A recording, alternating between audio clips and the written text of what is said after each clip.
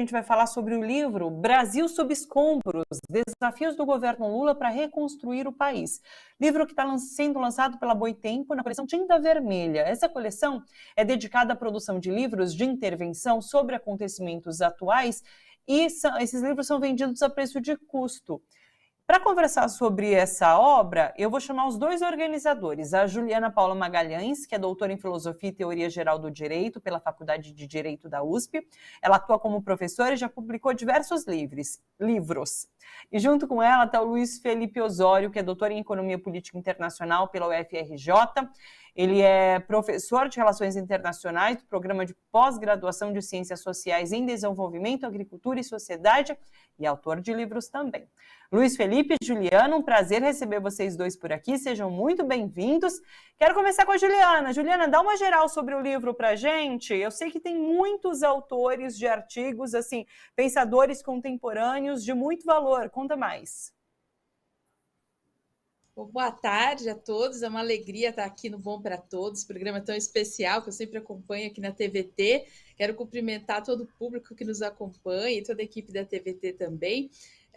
Luiz Felipe, também meu parceiro na organização desse livro. Bom, esse livro, na realidade, que a Thalita já colocou, né, o Brasil sob escombros, desafios do governo Lula para reconstruir o país, é um livro que foi pensado durante o processo eleitoral, né, durante uma reunião do Conselho Editorial, parte do Conselho Editorial da Boitempo, que tem uma revista, a Margem Esquerda, e começamos a pensar na necessidade de se posicionar politicamente. Na época era aquele momento bastante tenso, que a gente não sabia ainda quem venceria as eleições, mas nem quisemos pensar na possibilidade da vitória de Bolsonaro. Então já fizemos a sistematização do livro com 3 partes.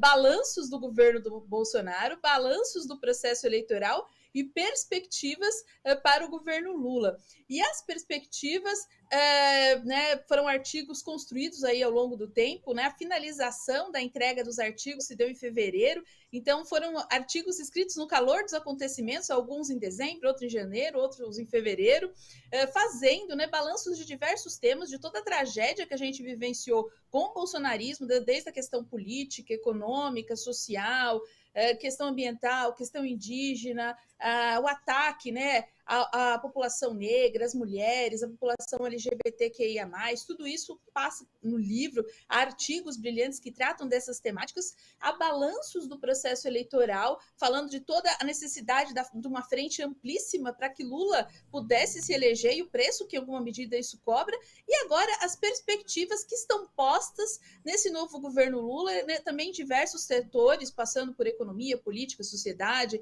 relações internacionais, enfim, é um livro bastante abrangente e apontando, né, os desafios que estão postos e também a necessidade de se construir a longo prazo uma plataforma estruturalmente transformadora para a nossa sociedade, para que nós não fiquemos ao longo do tempo simplesmente enxugando gelo. Vem a extrema-direita, destrói o país e a esquerda pega esse país sob escombros e vai tentando reconstruir esse edifício. Fica um trabalho de Sísifo. Então, em que medida também apontar o horizonte de uma transformação estrutural da sociedade? Como fortalecer as lutas sociais e até mesmo apontando também para um horizonte de lutas socialistas. Então, é um livro extremamente rico, tenho certeza que quem nos acompanha vai gostar bastante, como a Thalita bem destacou, esse livro é feito a preço de custo, né? Então, nós não recebemos remuneração nenhuma, nem os autores, é realmente um presente aí para todos e todas, feitos o custo de impressão do livro mesmo, para que possamos pensar o país, né? Porque o que nós passamos nesse momento que o Brasil ficou sob escombros, nós não queremos mais passar sobre isso e, pelo contrário, também não devemos nos contentar com pouco, né? Com migalhas. Temos que pensar realmente numa sociedade transformada, um Brasil que seja, de fato, para todos e todas. Bacana. Luiz Felipe, quero te ouvir sobre, diante das perspectivas que são colocadas no livro, qual é o balanço que a gente tem agora desses primeiros meses de governo Lula? Eu ouvi um trechinho, se eu não me engano, no DCM do Alisson Mascaro, que é um dos autores de artigo, né, do livro. E o Alisson falava sobre as dificuldades que o governo Lula terá para transformar, para criar essa plataforma que a Juliana coloca aqui para a gente de mudança estrutural, e que por conta disso, dessas dificuldades, a direita pode acabar, inclusive, se fortalecendo, porque é um terreno muito difícil para realizar essas mudanças. Como que você está vendo esses primeiros meses de governo Lula? Primeiramente, boa tarde, Thalita, boa tarde, Juliana. Mando uma saudação muito especial a todos os nossos ouvintes e a toda a comunidade da TVT. Veja, esse livro, Thalita, é para você que está se sentindo a testemunha ocular da história, né? E vem levando os solavancos das transformações do cotidiano desde pelo menos 2016, né? Acho que é de sensação geral, de impressão geral de todos nós na sociedade brasileira, de que o Brasil mudou muito desde o golpe que destituiu o presidente Dilma até hoje, né? E sofrendo isso pesadamente. A gente vai percebendo como que a impressão geral é de que as coisas mudaram e mudaram para pior. Tanto é que as eleições foram eleições apertadas, mas que deram vitória à oposição.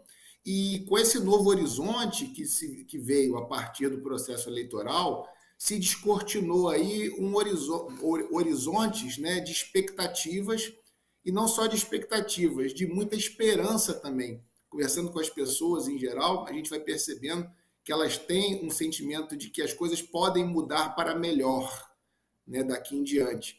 E essa esperança, essas expectativas, elas se chocam, né, com a realidade e com as contradições que vão se impondo ao longo desse tempo, principalmente dentro das mudanças que nós vamos fazendo do ponto de vista tanto institucional quanto social. E é importante marcar aqui o ano de 2016, porque ele é a raiz de muitos dos obstáculos que nós enfrentamos hoje em dia, o que o governo Lula principalmente enfrenta, né? Nós temos aí armadilhas que foram colocadas desde aquele momento e que agora, em alguma medida, são amarras para o governo poder avançar em pautas mais progressistas, né? Lembro não apenas, né, a reforma trabalhista, como a reforma previdenciária, né, como que isso piorou a vida do trabalhador em geral, do brasileiro em geral. Chamo aqui a atenção para a reforma do ensino médio, chamo a atenção para a política de preços da Petrobras, revertida, né, em princípio, ontem. Vamos ver como que as coisas se desdobram, mas me parece que foi um avanço aquela medida. A própria privatização da Eletrobras e todas as dificuldades que se tem em se levantar o debate, né? A questão não gira nem em torno de uma tentativa de anulação dessa privatização, mas só de se levantar o debate já se encontra muita resistência. Veja você, um Congresso Nacional com essa força desmedida, né, instaurando CPIs para poder fazer palanque para a oposição e, em alguma medida, travar o andamento do governo. Esses são elementos que mostram como que esse cenário de 2016 não foi completamente desfigurado com a vitória eleitoral. A vitória eleitoral foi um passo importante, né, foi um passo fundamental para que as coisas começassem a mudar, mas foi apenas o primeiro, né? Cabe a nós agora e ao governo Lula, claro, dentro dos marcos, dos limites, tentar, né, avançar aí nessas pautas que nós consideramos as mais fundamentais. Perfeito.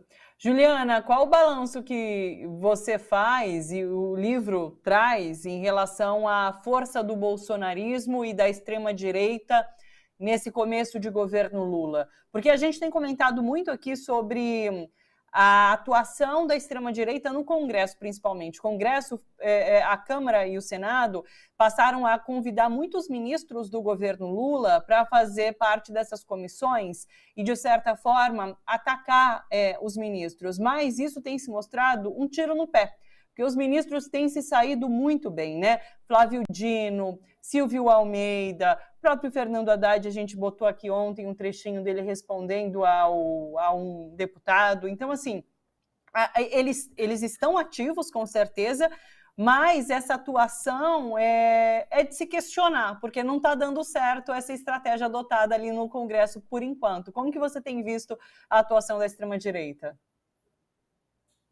Excelente questão, Thalita. E até aproveito para dizer, né, que você citou o ministro Silvio Almeida e ele tem uma entrevista dele que foi transcrita nesse livro, né, por 2 antigos orientandos dele, Valesca Miguel e Júlio Santos, que transcreveram, transformaram em texto. E esse livro é composto de uma série de textos inéditos. E aí também na sua fala, você citou Alisson Mascaro, né? Eu tive a ocasião, o Bom para Todos é um programa aí que eu te parabenizo há tantos anos no ar, e já tive a ocasião de assistir as suas entrevistas com o Alisson e tudo mais, que é uma referência no pensamento crítico hoje e que tem um artigo que aborda, né, também essa questão do como, o que pensar agora, né? Em que medida nós, no Brasil de hoje, ainda somos, em alguma medida, herdeiros do golpe de 64, que ainda é um fantasma que, em alguma medida, ainda ronda, que impactou para o golpe de 2016 e que nós ainda não conseguimos exorcizar, digamos assim, esse espectro, né? E é interessante que no prefácio do livro, essa pergunta que você fez sobre o bolsonarismo é algo também que eu abordo, e eu fiz o prefácio da obra, o Luiz Felipe fez a apresentação, e a série de artigos, né, que tratam dessa temática, e também o que eu olho para essa questão na atualidade, nós vemos que o fantasma, né, do bolsonarismo, o próprio bolsonarismo, foi algo que foi uma vitória espetacular de Lula, foi algo que tenho que muitos e muitos que estão nos acompanhando, eu me lembro que quando Bolsonaro venceu a eleição, eu tive a ocasião de, no dia da vitória trágica de Bolsonaro, emblematicamente eu dei uma entrevista para a TVT. Na hora que estava saindo o resultado da eleição, eu fui entrevistada no jornal da TVT falando que o Bolsonaro tinha ganhado. Então, assim, foi horrível manter a tranquilidade para poder dar entrevista, porque era ao vivo e no estúdio, né? Então foi bem complicado. Então, o sentimento de todas e todos nós com a vitória de Lula é algo que é extraordinário. E eu tenho certeza que aqui o público compartilha disso. No entanto, essa questão, se o bolsonarismo está derrotado ou não, em alguma medida, se nós olharmos a posse de Lula, né? Acho que é bem emblemático isso, tão festiva, com tantas pessoas, uma imagem tão bela de uma mulher negra passando a faixa presidencial, de ter até o símbolo, até a cachorrinha Resistência lá presente, mostrando, né, aquela simbologia da vigília Lula livre, toda a luta do povo, e Cacique Raoni, pessoas do povo ali, como se ele tivesse voltado de fato nos braços do povo, Lula e a esquerda no poder de novo. Mas uma semana depois, nós temos aquela tragédia, né, do ataque protofascista, daquele arroubo bolsonarista. Nós observamos que a eleição foi muito polarizada no sentido da divisão que se deu no país e a vitória muito apertada. O bolsonarismo, é claro que ele está sofrendo golpes e mais golpes, né, no sentido de pancadas mesmo, de toda hora sendo ridicularizado publicamente. No entanto, o que nós observamos também é que esse reacionarismo latente na sociedade brasileira, que criou um caldo de cultura protofascista, ele não está derrotado. Essa batalha precisa continuar, né? Da esquerda, das forças realmente de esquerda, na batalha de ideias, daí esse espaço aqui, a TVT tem um papel de vanguarda nesse sentido, porque essa batalha de ideias é fundamental, porque esse reacionarismo não está morto na sociedade. É algo que até coloco no prefácio do livro. Pode ser que se reavive esse antigo mito, porque Bolsonaro é essa figura que renasce, em alguma medida, tem fãs, tem pessoas que gostam dele, que o apoiam, e se não for ele, será um outro líder da extrema-direita, né? A direita está procurando já, às vezes um mais arrumadinho, um que não xingue tanto, que não fale tanto palavrão, que não saia xingando as pessoas, mas que bata o martelo e queira privatizar a Sabesp, como, por exemplo, um tal de Tarcísio, que, né, tem a infelicidade de estar em São Paulo e tê-lo como governador, né, Tarcísio de Freitas, e outras figuras, como Zema e outros tantos que podem surgir por aí, porque de repente, do nada, um deputado de extrema-direita se torna candidato a presidente. É o que aconteceu com o bolsonarismo. Então, eu acho que essa batalha de ideias, ela é fundamental, que a esquerda precisa se mobilizar em face a esse reacionarismo que campeia a sociedade brasileira, que campeia na sociedade brasileira, que pode encarnar no bolsonarismo ou em outro líder que surja, mas esse tipo de pensamento não está morto, infelizmente, na nossa sociedade, e eu acredito que para fazer frente a isso, é necessário, de fato, abrir espaços para lutas, não meramente de caráter que busquem remendar o capitalismo, mas lutas que busquem uma transformação estrutural da sociedade, as lutas socialistas. Aí eu faço remissão ao artigo de Alisson Mascaro, Brasil 2023, Margens de Golpes e Lutas, que fala justamente isso, né? Que senão nós vamos ficar entre lutas e golpes e não conseguimos, de fato, construir uma plataforma transformadora para a nossa sociedade, e esse é o desafio que está posto sob pena de voltarmos aos escombros ou ainda termos situações piores ainda do que já vivenciamos. Perfeito. Luiz Felipe, quero pegar sua área de atuação, você é professor de Relações Internacionais, para falar um pouquinho sobre o papel que Lula vem exercendo, né, no mundo todo, né? São muitas viagens, sempre recebido com muito respeito por lideranças internacionais, acaba de chegar ao Japão para participar do G7, o Brasil volta ao G7 após 14 anos, né? Então foi um longo tempo fora desse grupo que discute questões importantes ali, os países mais ricos. Então, como que você tem visto essa atuação de Lula?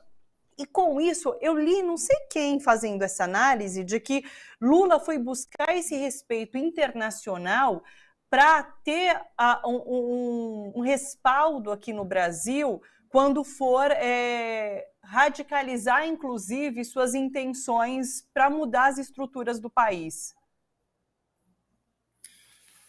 Veja bem, Thalita, a política externa dos primeiros 2 governos Lula, né, ela foi uma política externa muito elogiada e muito marcante, né? Não é à toa que o Celso Amorim acabou ganhando uma enorme proeminência nacional e internacionalmente, né? A ponto de também voltar ao governo agora, em outro cargo, mas voltar também atrelado às questões internacionais. E o governo Bolsonaro ele marcou uma ruptura nessa tendência que veio pelos 2 governos Lula e pelo governo e meio Dilma, que é de uma política externa independente. Ela é pragmática numa relação direta com os Estados Unidos, ou seja, ela defende os nossos interesses, mas não rompe com os grandes países, né? Pelo contrário, busca cooperação em padrões de uma certa igualdade, vamos dizer assim, ou seja, não abaixa a cabeça para ninguém. Só que essa política externa independente, ela em alguma medida foi rompida, né? Isso de maneira aberta. Inclusive o próprio Bolsonaro dizia isso já durante a campanha, né? Que ele reverteria essa política externa dos governos do PT. E foi o que ele fez, né? Ele buscou de início uma política de um alinhamento muito estreito, principalmente com o governo Trump nos Estados Unidos, e depois um alinhamento um pouco mais pragmático, mas ainda muito próximo dos Estados Unidos, com o segundo chanceler do seu governo, Carlos França. Agora, com o retorno do Lula, isso muda, né, em alguma medida. A gente retorna à política externa independente e a gente vai percebendo que é plenamente possível e capaz de se tocar uma política externa que tem efeitos não só no plano internacional, mas também no plano interno. O Brasil, o Lula, principalmente a figura dele, é uma figura respeitada do ponto de vista internacional. A gente percebe aí desde o elevado número de representantes internacionais aqui na posse até essas primeiras viagens, né? Como ele é recebido, né? A maneira como ele foi recebido, por exemplo, na China, né? O fato dele, praticamente sozinho, retomar todo o processo de integração regional, né? Ressuscitando aí a Unasul e outras iniciativas importantes aqui no Cone Sul, a receptividade que ele encontra na China, mas também na Europa. Lembremos nós, né, Thalita? O chanceler alemão, né, o atual chanceler alemão, esteve em Brasília nos primeiros dias do governo, pedindo para que o Brasil vendesse na guerra da Ucrânia. Né? E a postura do Brasil em relação à guerra na Ucrânia, principalmente, que é o grande fato internacional do momento, né, ela vem demonstrando toda essa independência do governo brasileiro, independência que marcou a história diplomática nacional, né? Não é à toa que essa é uma seara aqui no Brasil que é sempre muito valorizada e respeitada. O Brasil sempre teve uma postura independente no plano externo e em relação à guerra na Ucrânia não tem sido diferente. O Brasil defende aí uma solução pacífica, porém sem exatamente tomar parte, né, de cada lado, e vai, claro, muito em função disso também recebendo as críticas da oposição, mas vai se consolidando aí como um país que sabe dos próprios interesses. E nós sabemos, Thalita, como que é difícil para um país da periferia do sistema internacional como o Brasil, né, afirmar os seus próprios interesses. Né? A nossa margem de soberania, por exemplo, ela é bem menor do que a margem de soberania desses países centrais, principalmente esses que compõem aí o G7.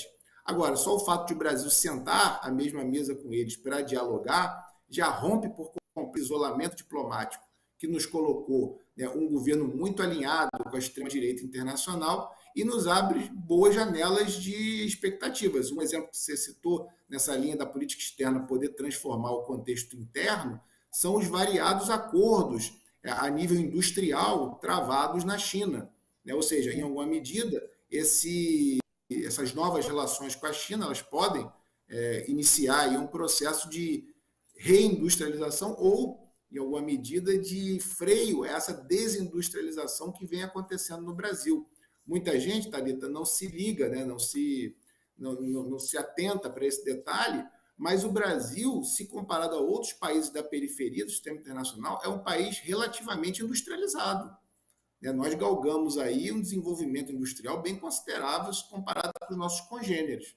É importante ressaltar isso porque a industrialização ela também traz efeitos importantes dentro do cenário nacional.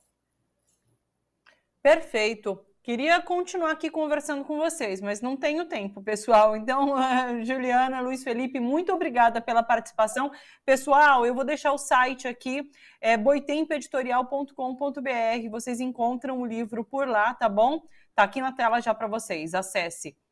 E é isso, agradeço demais a participação de vocês. Vamos voltar a conversar em outros momentos, tá bom? Uma boa tarde, um abraço para vocês dois.